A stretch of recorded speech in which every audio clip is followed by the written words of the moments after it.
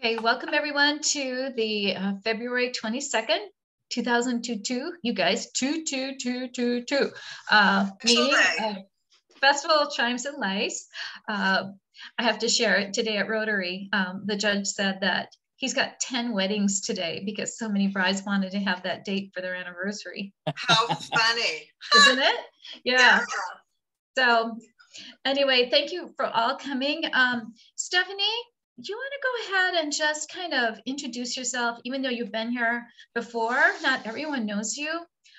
Just a tiny little background and maybe even talk about your participating in the tree decorating contest. Sure. So I reached out. I had joined the Port Orchard Facebook page after moving to Port Orchard in April. And I saw that, you could sponsor a tree downtown Port Orchard, and, where we used to live was like in the suburb where, we could decorate our house and enjoy Christmas. And we kind of moved out to where, we don't have any neighbors here. So I just felt like it would be fun to sponsor the tree. And we did that. And, I love Christmas so much. So I reached out to see if I could maybe get involved and be part of the Lights and Chimes committee and try to help and volunteer as much as I can. If whatever kind of leg work you guys need me to do, or anything like that, I'd love to be involved in just getting this going and coming up with maybe some ideas. And I just think it was really neat. I've never seen in any community where you have this sort of community involvement by decorating the trees. It's lovely to go downtown and see them all, and just I look forward to being involved. Well, thank you so much. And Stephanie hasn't said it, but her tree won first in the Class C division. Oh, yeah. Yes. So it was beautiful. And thank you so much for that. Oh, good. Here comes Chris Stansbury. Yay. This is a good, great attendance today. Hi, Chris. Welcome. We just got started. Glad to see you. And Rita, thank you. Rita is responsible for also kind of watching that Port Orchard Facebook page to get information out there. We were really trying to get a lot of people noticed, and we didn't have the information until kind of late. So yay, thank you, Rita, because look at you got Stephanie in here, and that's just one of many probably. Yeah. So anyway, we're planning ahead. Of course, we are having our event this year in person, so that we kind of have to play catch up a little bit. Sharon, you were just in a meeting and you're finding out with your organization what's required. Is there any insight that we should have about what you are planning that maybe we'll need to be planning for? No, because you're a city event, so you should already know everything. No, not everything. Well, I was just curious if there was anything new that had kind of surfaced. What's different this year for us, of course, is that we won't probably have the drive-through. So that will change things as far as the traffic management, I believe. And I did hear, now this is just through the grapevine, that the organization that we used last year is not going to be available to event organizers this year. Janine, maybe you could shed some light on that. Have you heard that at all? I have not. Was this okay. the traffic control people? Yes, what they were RCE, I think. Yeah, I heard that directly from Brandy at RCE because of our parade. I had emailed her directly, and she sent me an email back stating that that their higher ups were not going to be working with the Chimes and Lights or the Yukon Do It because of the extreme coordination that was involved. And I guess there were some other issues. And so she had said that they would not do the parade. I did have Julie from Olympia, who actually is drawing up the traffic control plan, at the meeting today at City Hall. And she's going to continue to work very rapidly to do our plan. And that's why I have to talk to Brandy. The concern that I had was because we only have 120 days to get our application, of which we have from today, we have 3 days to turn around and get our application in for the parade with the traffic control plan. So I have to talk to Brandy to see if there's an exception. Are we granted an leave of time until all that can come together? I don't know. So there will be a parade or there won't be a parade. But that's what, and here's the other thing that RCE told me. They will do the traffic control plan. However, they will not implement it and work it. They referred us to a company over in Seattle. However, that company that they have now referred us to does not do any flagging. They only do the traffic control. They do no flagging. So that creates the other issue for us. So my vice chair, John, is going to be trying to locate some other companies. We're paying for the plan to be done. We'll have it attached to our parade application. However, that company will not work the plan. It has to move to whatever company we now can find to do that. Very complicated. Yeah, it is. Yeah. Now, I've added the whole situation with events in our town to our council retreat agenda. It's of great concern to me that we are having to go through all of this now when events have historically been so important in our town. Please add the Santa cans to your retreat agenda, and I'll email you separately on that as well.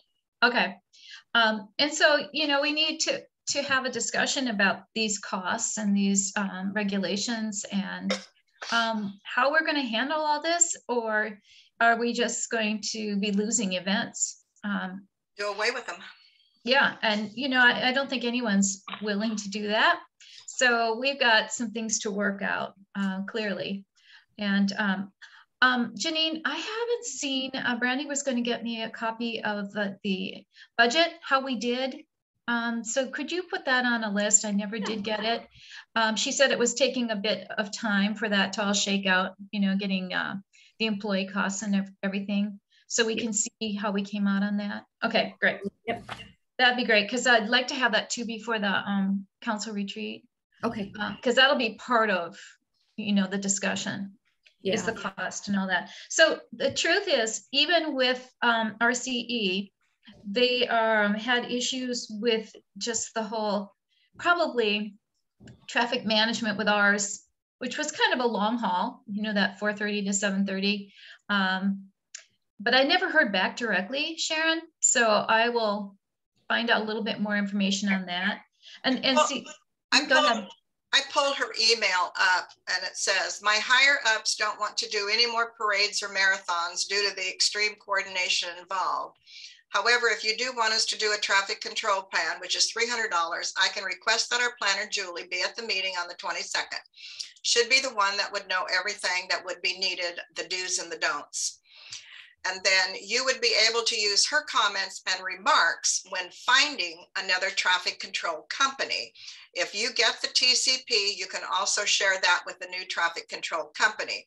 There's also a company called National Barricade in Auburn and Seattle that rent signage and other traffic control equipment all over the Pacific Northwest. We often use them for special signage we don't have, or additional signage if we don't have enough of our own. They have traffic control supervisors that can deliver the signage and set up for a reasonable fee and then return to pick everything up. They just don't have flaggers. I'm sorry, we wouldn't be able to assist you with the actual traffic control, and we do hope that you and everyone involved with Fathoms of Fun do get to put on your event. And verbally is when she confirmed that there were issues with the chimes and lights as well as the Yukon Do It. Okay. All right. Well, and did you see Corinne's email? I don't know, about a month ago, looking for volunteers to sign up to get flagger training? I did, and Bob Morehouse, my vendor director, went and took the training. Cool. Okay, I haven't talked to Corinne yet about the outcome, if there were quite a few or. But here's the liability side to that. When I talked to Brandy with RCE verbally, I mentioned to her that one of my board members had gone through the training, and therefore could he be a flagger at a different event where he's not so critical, because our events he's critical and he's doing everything. And she said pretty much no, because they take full responsibility and they hire their own people rather than take in volunteers. She said, if we worked with your volunteers, they, RCE, would have to know the exact location of where they're going to be. So that, again, is not something that's real clear. Right, okay. Well, Janine, what we'll need to find out is if we go back to our traditional event, without a run, what would that involve regarding traffic control and flaggers and all of that? Okay, yep, I'll find out. And I did kind of as a follow-up, and maybe with what we're talking, Brandy did want me to say that the Chimes and Lights event application does need to be submitted the 120 days before the event, which is July 29th. And okay. She wanted me to let you guys know that once that application is submitted, there can be no changes. Interesting. Nope. No changes to anything? Yeah, what she says, once the event application is submitted, that is the final.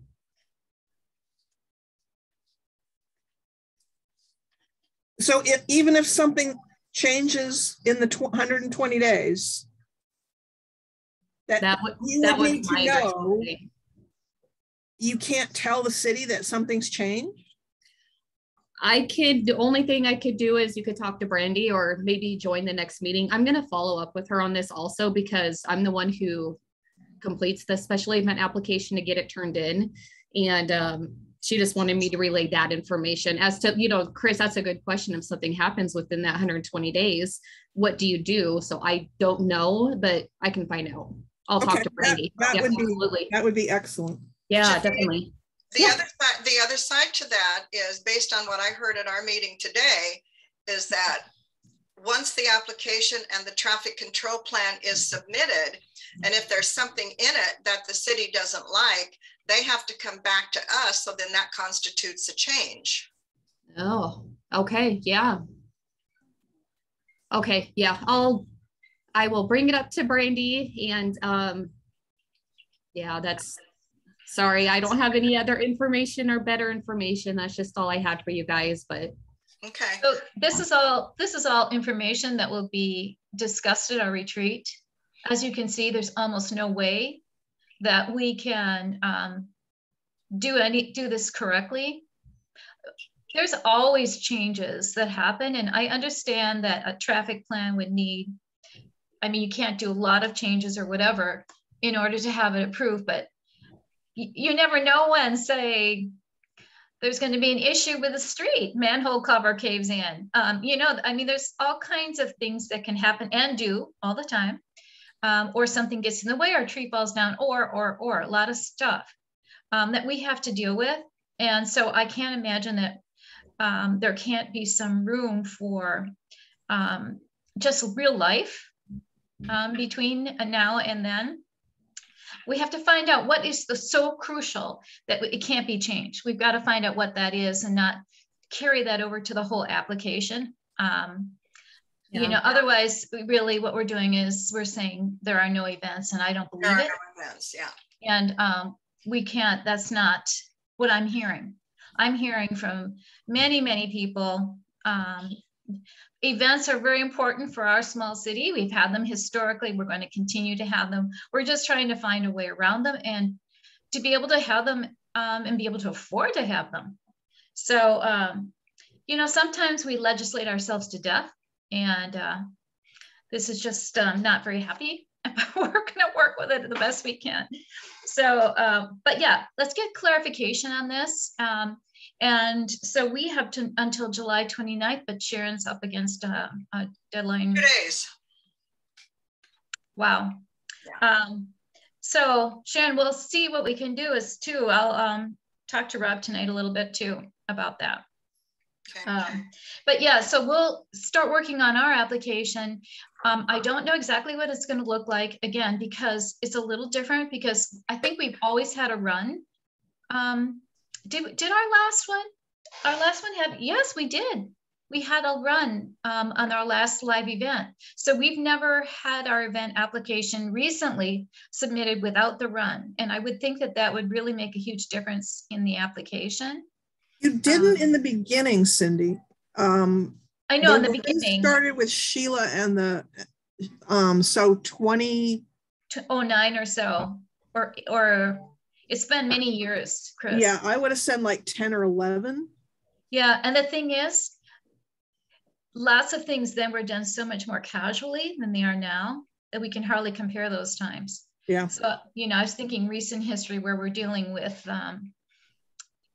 traffic management, etc. But we'll want to get on top of this too. I don't know what we'll do about vendors. Historically, we really haven't had vendors coming into Chimes and Lights, and historically, everything that we have had during our event was supposed to be free.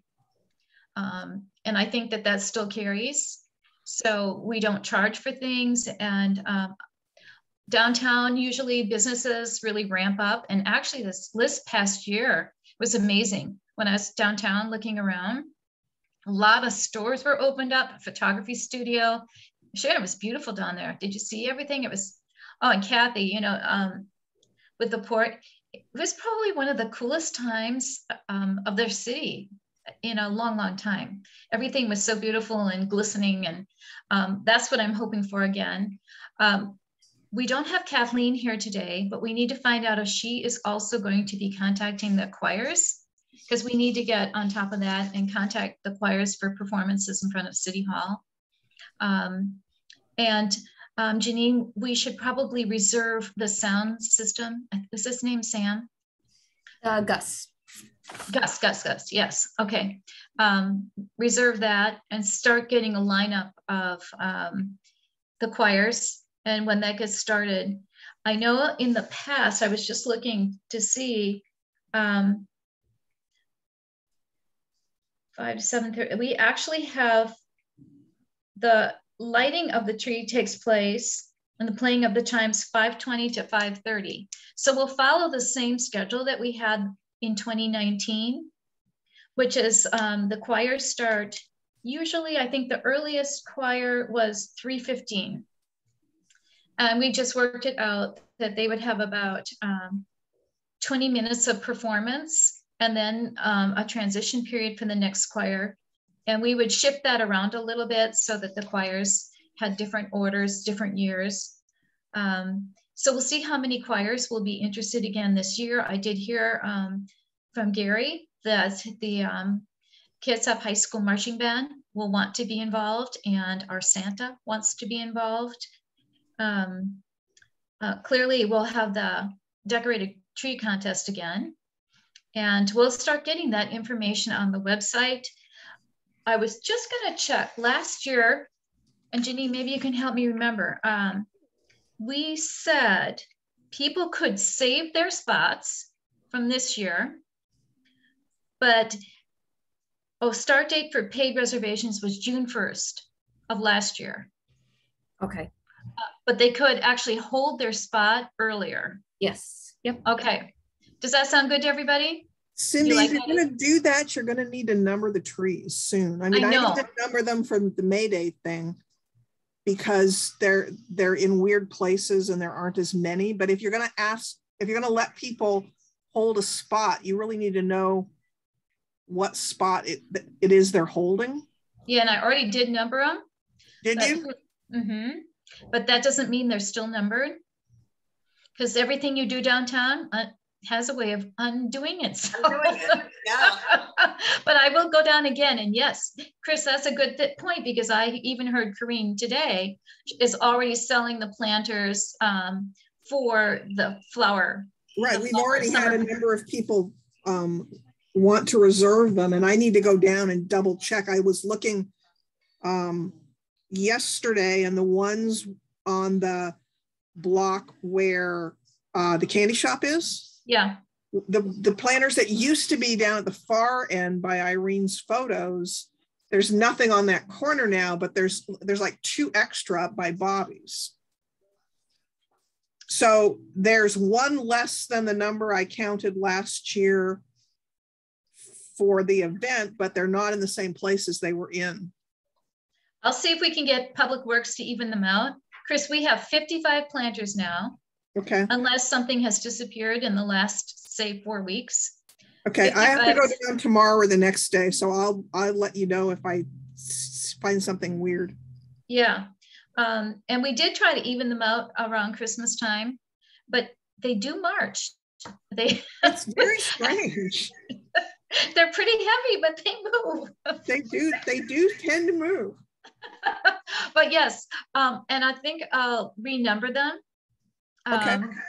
The numbers do kind of come and go. I've tried different things, and we'll just keep doing it. We start with number 1 up by Revival. Yes, and then it heads down the street and crosses over in front of Bistro, and that's usually about number 28.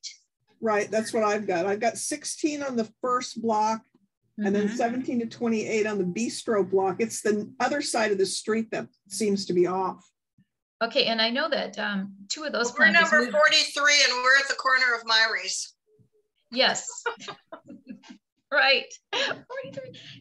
And then we have that funny numbering system way down at the end of the block that has no power. But we've just decided we didn't want to change it so much that people would be all off. Just with our numbering system now, it was only just a few that were off. Yeah, there was 1 missing in the middle of the block where the public market is. So it went like, it yes. was 51 was missing or something. It's actually 55. 55, okay. Yeah, we had a couple missing. Janine and I were constantly changing it. It's ever changing, that's for sure. Yeah. But we'll get that evened out, and okay. Thank you. We'll do it sooner rather than later to try to avoid for confusion. So that said, let's go maybe again with the start pay date, June 1st. That will keep it the continuity from last year. Yeah. We will make sure that we have those numbered. I don't know, Janine, about the price this year. Do we have a quote from the tree? I will follow up. I know the last several years it's been the same, but I'll see if I can find out for this year. Okay, because you know, $50 has been the price, and we'll pretty much make it cost again. So hopefully we can have $50 or very close to that amount as the cost to sponsor the tree. And I think we'll just kind of work with the dates to get, it's almost going to be the very same dates as last year for everything. As far as when the trees go in, we'll double check with Public Works. I think that worked out really well, Janine, as far as when they went in. It was perfect, yeah. Yeah, and then now this year, any comments on when to take them out? We've already said in the past that, let's see, this year we had January 17th as our date. So it was later, but we did have the lights go down earlier. And actually, once those lights went down, then all the lights went out. So if we're going to keep the trees up until the 17th, we'll ask that Public Works keeps the icicle lights up a week later. I kind of liked all that light down there. It's such a dark corridor after you've had it all lit up and all the lights go out. Yeah, so it's really nice to have that. And I don't think if we're going to allow the trees to stay up, they were in pretty good shape. They were getting dry, some of them drier than others. But I think leaving them up was great. But, you know, I'm input time. So if anyone has any comments, holler. Kathy, when did you take down all of your decorations? Was that the end of January? I'm not exactly sure. Yeah. Yeah, it wasn't, sometime, I mean, we had all that snow and cold and everything, so it wasn't until after all of that for sure. Right. They were up longer than normal because of the weather, for sure. Yeah. I agree. Yep. And actually, people liked it, you know, coming into town and seeing the tree. We decided to leave our trees lit across from City Hall because they're the nice white lights. Yes. I think it's a nice entrance coming into the city. It's wonderful. So and you know what? Leave those up year round. And nice. Rockwell, I know Rockwell Park is being left up too. Doesn't that look nice? Yeah. We'll do more of that, you guys. I will really do more of that in the city. I'd like to see that joy spreading because it's just so welcoming. Mm-hmm. It's beautiful. It doesn't cost that much.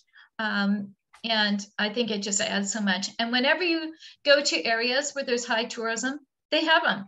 You know, you look at Paulsville, that place was lit up the whole month of January. And it still is, you know, and it's such a wonderful place to stroll in to be. And you can see it, people are there all the time. People like that kind of lighting. So we'll keep trying to spread the joy. Yeah, so thank you.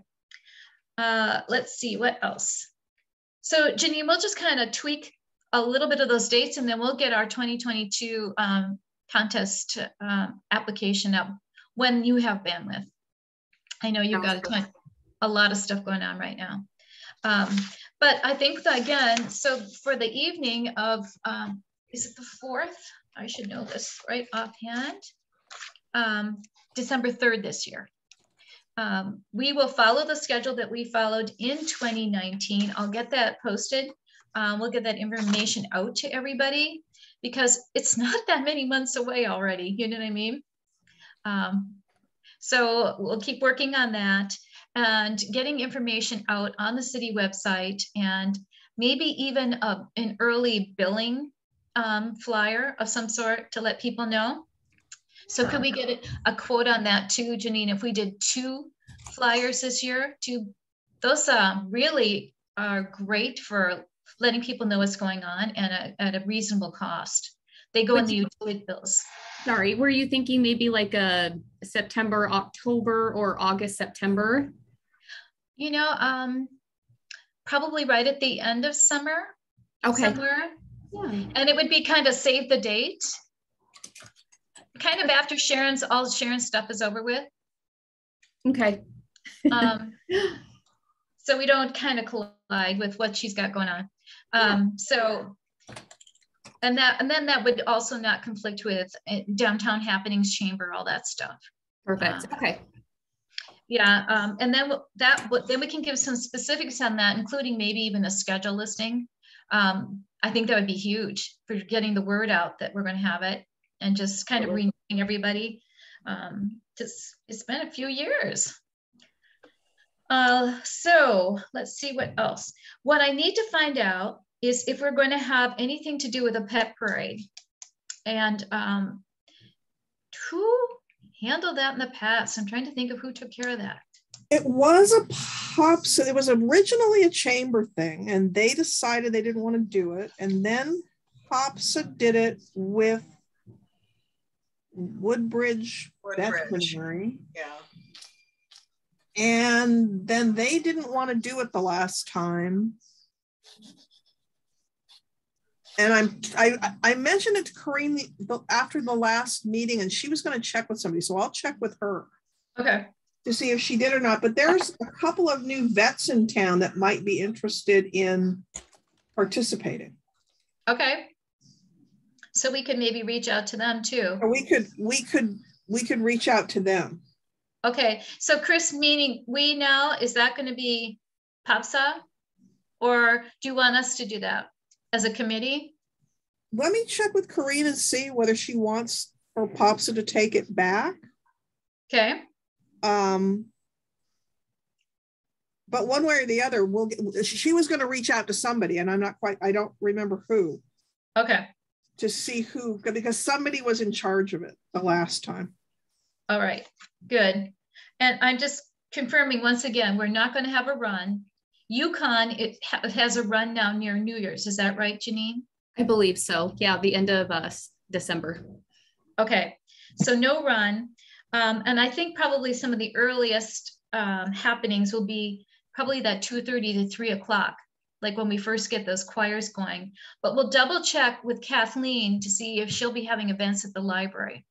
Because in the past, she had crafts at the library and some actual live entertainment, that kind of thing. Oh, and Kathy, we should double check with boats. We can let them know. Now this year we can do the Candy Cane Lane or whatever we're calling that. I'm trying to think of what the Christmas lane. We already have boats reserved. So we ended up on the non-event side of it, having 30 boats show up. And My so goodness. I anticipate at least that 30, if not more this time, weather providing. Okay. But yeah, absolutely. We're all in on the lighted boats. And I think we'll probably do our open house again too at the Marina office. Okay, and same hours as before? Yes. Kind of thing? Okay, and when I get that schedule, I'll have Janine send that to everybody so we can be working with that early. And if it needs to be tweaked, fine. But it gives us an outline to start out working with. Yeah, because I'm trying to think of when your office, you did 5 to 7, Kathy. Yeah, that's probably what we'll do again. Okay. And then will there be a voting for the lighted boat contest? Is that part of the boats will be like, I think they go 5 to 8 is what I want to say they did. That's right. And people could go down and the club would give them a pencil and paper and a list of the boats and they vote. And then there's prizes that are given out to all the different boats. Okay, that's exactly what I have. So we'll include that then. Christmas, because that's being planned. Okay, good. So the dance gallery is gone, so we won't have the dances any longer. You've got a new one down there though, Hollywood and Vine. Oh yes, on the other side. And it's down by the theater, by the Dragonfly, and she just joined the Bay Street Association, is really anxious to get involved in stuff downtown. Okay, hey, could you double check on that? Is that something you could, you probably could get to that sooner than we could. I can do that. Okay, great, thank you. And Janine, we'll need to start reaching out to the nonprofits to find out about volunteerism, if they want to provide hospitality and that kind of thing. Perfect, yep, I can do that. Okay, cool. Cindy, you met Megan, the pastor at that church up there on Kitsap, Chapel Hill. They just changed their name to Kitsap House. Oh, in Megan, the neighborhood, Chris, in the neighborhood up here? Yeah. Indirectly, I've met her. I mean, I've seen her. I actually don't, haven't talked to her directly. They're very nice people. They joined the Bay Street Association and were involved in both the pumpkin decorating thing and helped out with something for our Don't Panic wrapping. So they're very interested in getting involved in downtown stuff. Okay. Boy, maybe they could all train to be flaggers. They might. We'll have a whole bunch of flags. Chris, are they already functioning with their whole lodging proposal thing? Do you know if they've opened up with that? I don't know if they've opened it yet. I know they've just changed the name, so I'm assuming that they're close if they haven't already opened. Okay. Yeah, I know there were, and I can't remember how many people that involved, 9-ish, 9 to 13, something along those lines. That would be great if they're involved, because maybe this could even open up a little bit further up, but then of course, then we think of traffic. So maybe we should erase that blackboard. But who knows? Who knows? And all that. Okay, let's see. Santa sleigh. We'll need to check and see if we can. We didn't use a sleigh, did we? No, we couldn't, because we couldn't have Santa sing any of the kids. Yeah. Miss I Cindy, know Corinne. sorry to interrupt, Cindy. I am double booked again today, and I have to go into an oral board to interview somebody for detectives. Is there anything specifically for me that I need to answer, or you would like me to address, or? I don't think so, because mostly it's going to be traffic management, I think. And we'll just keep finding out what in the heck's going on. Okay. And then we'll get you guys involved. I think you provide 2 police Is that what you did for the, well, you haven't been involved with, I mean, COVID changed everything, Donna. I don't know. Yeah, we provided 2, I think, last year, Right. just because of the restrictions with COVID and stuff, but we can certainly look at it. If it's going to be wide open again, you know, we can see what we can provide. You know, that our challenges with staffing. So I know. You know, we might have, I'm sure we'll reach out to other agencies for mutual aid as well, if we need to do that. Okay. Since they ask us and then they pay us back with assistance is kind of how that works. So okay, we can go down that road if we need to. Okay. And yes, you know, I'm almost sure we'll need more officers down there given the current climate. And also the crowds are going to be much, much larger than we've had in quite a while, I would think. We had such a good turnout with the drive-through that I'm imagining that this is going to be pretty amazing since everyone's been confined for so long. But yeah. we'll keep on top of it and we'll let you know. And okay, yeah, make sure your estimates for people coming are, you know, in your plans so that we can, that's really the key number for our public safety part, is to know how many people you expect to be down there, and not just over the course of the hours, but, you know, we really need to know, like, at this time, we expect the bulk of the people to be down here. And that's how we base our need for coverage and stuff. That'll be at the tree lighting. That'll be like the 5:15 to 5:45. And that's where you get that big crush. Okay. Everyone, grandma and grandpa bring all their kids. They're watching all their kids up there.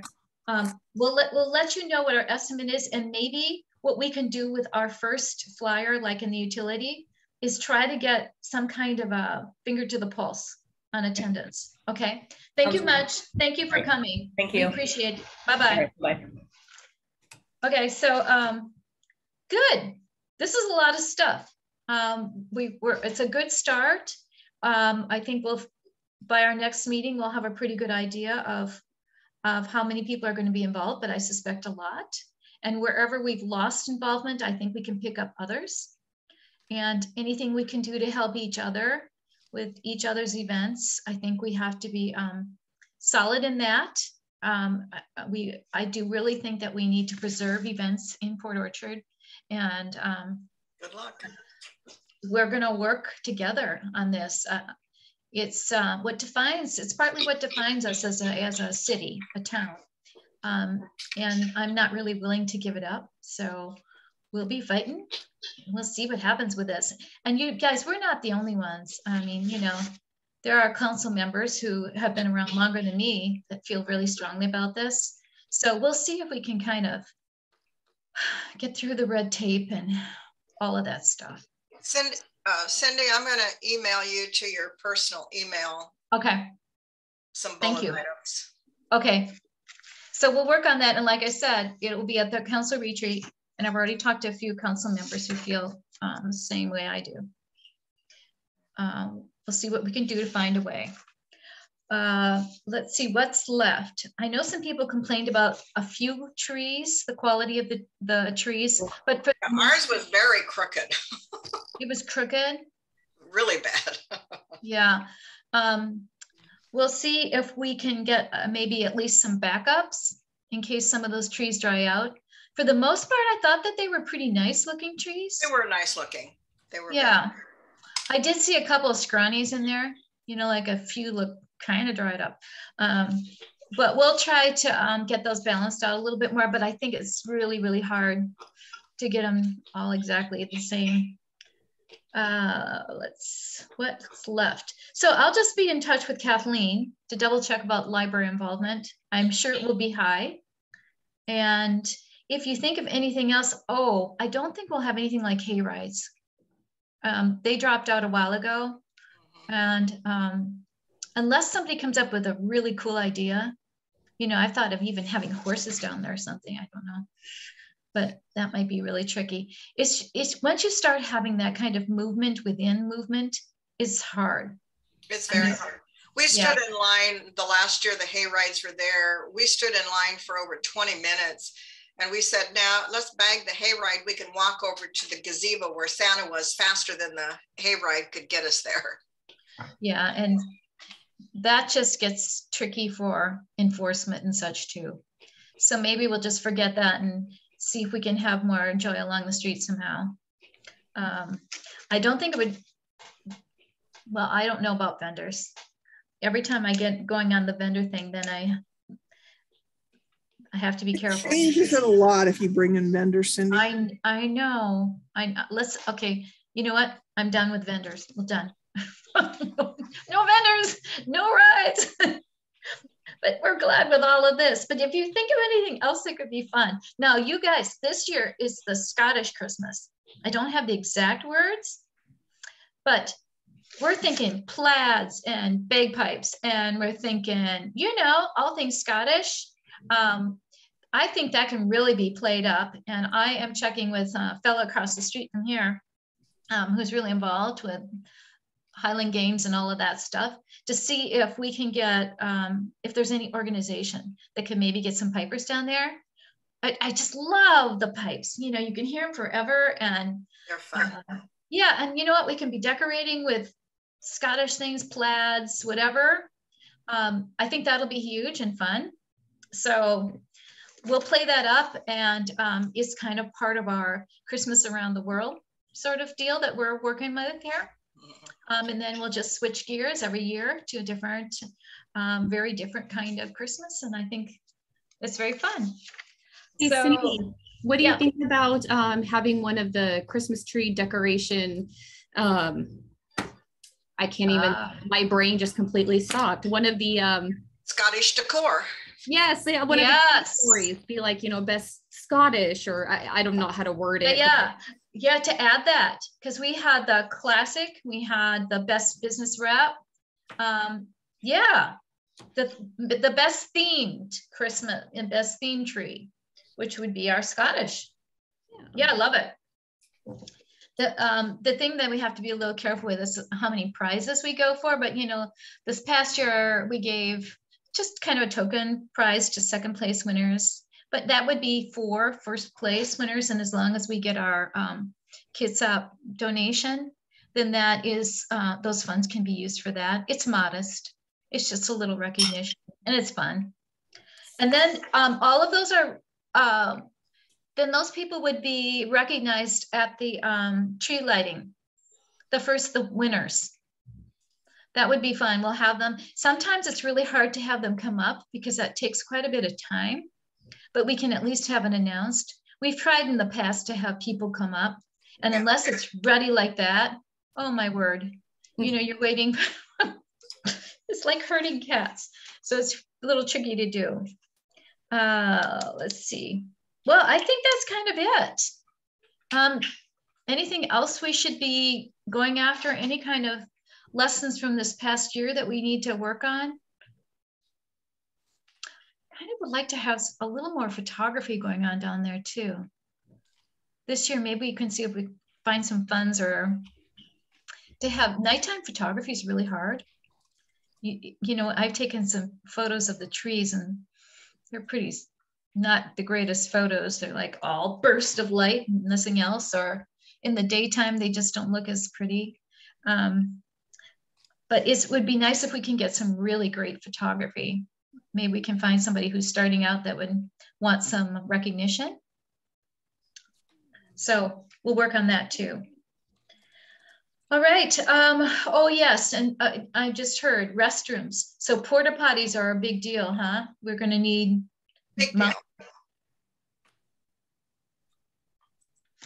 Yeah. Well, that'll be part of my bullet list to you. Okay. See, we haven't really had to accommodate all of this by ourselves either in years past, because we shared the expense, like with Jingle Bell. You know, we kind of did exchanges. So, you know, I probably have a budget of like $25. Good luck. Oh, it's going to be interesting. I'm going to have a fundraiser to put on this event.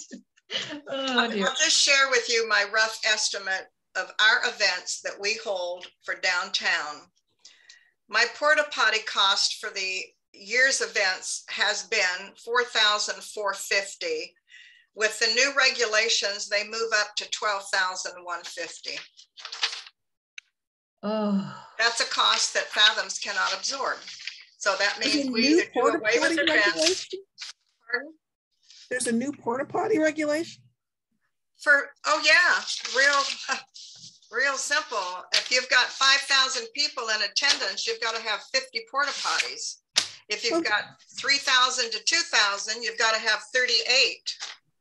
If you have 2,000 to 3,000, you have to have 25 and on down. And you have to prove that number. My spreadsheet that I did up for our events has them based in sections of town where I think people congregate based on my years of experience of doing the parade and what events we do. So I place porta potties where they are. Now, putting them down Bay Street's really difficult because they have to be spaced 170 feet apart.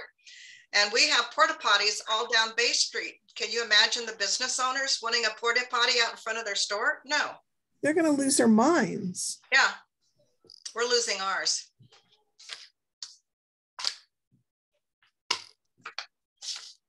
So I have my list that I've normally done for 52 years, like I said to Brandy in my letter to her.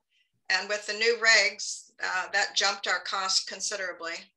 Sharon, is it a regulation or is it something that the event people at the city just decided they were going to do?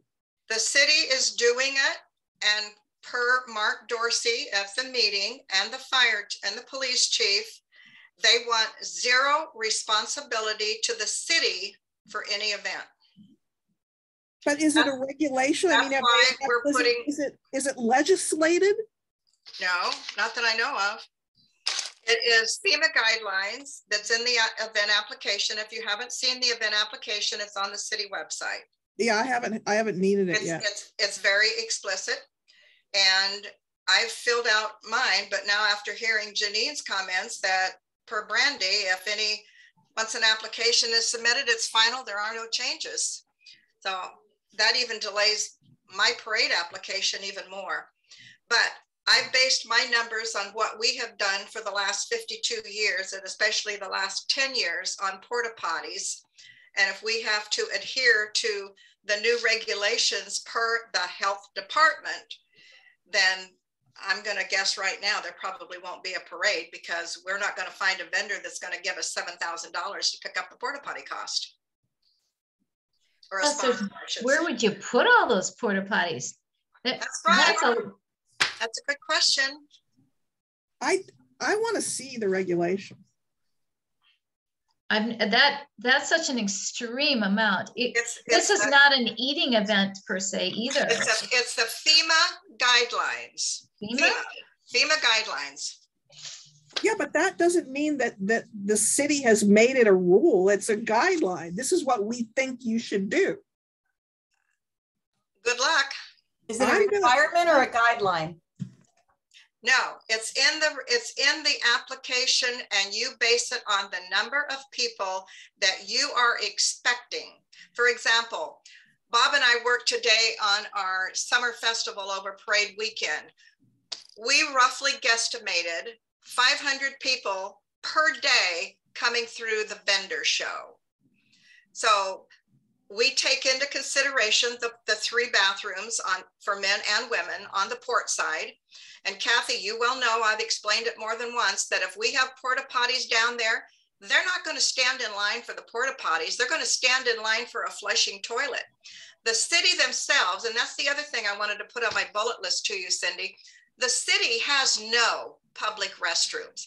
I go to other towns and there's public restrooms by Chamber of Commerce offices. I went to one down in Claxtakine or whatever it is this last weekend. It was a pretty rough looking thing, but the toilet flushed. And that was a teeny city, tiny city. But Port Orchard has no public restrooms. Why can't they put in a nice public restroom facility down there in the gravel area, to where there's something downtown where people can go? The port has them, but the ones over by Kathy, those are for boat people. They're not for public John Doe people walking by. At the park, they're for public. Yeah, we have the park and we have the boat launch that are public. And then the city does have the one public restroom down here in the Marina Pump Station. Yeah, they have that one, but those are your public restrooms downtown. So the burden falls to the event goer. I mean, the event organizers is where it goes to. And they're basing it on the health department. If the health department says this is the FEMA guidelines, the city is holding us to that. This is what you will do. So if I submit my application based on the number of porta potties that I generally put down every year, for example, the parade, I put 10 on Port Orchard Boulevard. I've got 2 at Kitsap Bank, 2 at the review stand at Port Orchard Ford, 2 at West Bay Center at the end of the parade. And then I'm using the Port of Bremerton restrooms in addition to regular handy cans that we put in. That's what I have normally done, but that doesn't meet the FEMA guidelines for what I now need to do. So finding a place to put downtown porta potties from say Josephine's to Sydney, or Sydney to Irene's, where in that area can you put porta potties? Maybe we could put 2 at the totem pole on the grassy area. Does the city own the grassy area by the totem pole? So if I put that plan in my outline that I have done of where I'm going to put the porta potties, and the city says, no, we don't want it there, then that's a change. So, but it's a change that the city made, not that I made. And I want to get my application right. But if I submit the porta potties that my board thinks handle that event based on our 52 years of history, then we're going to submit it that way. But if it doesn't meet the FEMA guidelines, does that mean the city's going to throw out the event application? This is information that will be shared at the retreat. Okay. When is the retreat? March 11th. You guys, if you've got specifics, just like Sharon, send them to me, please. The more facts I have, the better off I can be in presenting, and we can see what we can do for problem solving, because clearly. In the 52 years that we have been doing a parade, the only incident that was of any concern was when the Port Townsend float caught fire at the end of the parade route. I've never had any accident that I know of in the 33 years that I've been doing the parade. And I get that the city, that Mark and Matt want to protect the city, but in order to protect the city from any liability, you're going to have to do away with all the events. Because little organizers like us, number one, can't afford it. And I don't know what sponsor in our area would pick up a big tab. We're thrilled that we have a Astound that has committed to do the fireworks show again. But if I'm held to 50 porta potties being down on the waterfront, that's an additional big buck charge that Fathoms can't afford. And we've already got the sponsors that give us the money. There's no more sponsors, as far as I can tell, to go out and say, will you cover the porta potty cost? So we have some big issues facing us. Yep. Guys, I got another meeting at 4. Yep. I apologize. That's okay. You bet. Okay. Definitely something to keep discussing. Thank you. Yep. Thanks for your attendance, and we'll work on these things. We'll see what we can do. But Sharon, the problem, I probably can't get back to you soon enough for your application to go in. No, I have 2 days. Mm-hmm. Like Mark said, we told you last year that this was going to happen. We get that, we heard that. But until we could get the city with RCE to know what we can do and what we can't do, we didn't have a choice. I've waited, and I specifically requested the meeting today so we would know, what are we able to do? What can we do? And we have 2 days to put it together. So keep your fingers crossed, ladies. Yep. we can't sanitize everything. No, Safety is something that we all are responsible for ourselves. It's gone too far, of course, and we're pulling it back. But this and many, many other issues, it's just, it's the stinking liability thing and all of the suing that goes on and the whole legal system that's pushed us into this corner. It is. Yeah, so, all right. Well, thank you. On a positive note, we're still going to have the festival. We'll find ways. We're going to have to be extremely creative, I think, but we'll find ways. And thank you for your time. We'll see what we can do behind the scenes until next meeting, which is going to be, let's see here. Jenny, do we usually have the third Monday? Usually the third, yeah, but I think because of the holidays, we had to switch things around a little bit. Yeah, we did. So that would mean March 21st for our next meeting, you guys. Perfect. And then I talked to Brandy and I sent her an email to have her call Sharon, and then I'll see if she can attend to update the committee on the special event application process and, you know, maybe more information on the porta potties. And because, yeah, I apologize. I just don't have any of that information.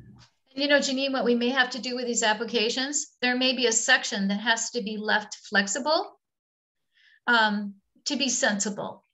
If there's a section left flexible that will be allowed to be changed because we would be getting more current information that wouldn't affect the whole application, I think that we can have some good common sense in our applications so that we're not throwing a whole application out for something that no one had any kind of control of. Yeah, understood, definitely.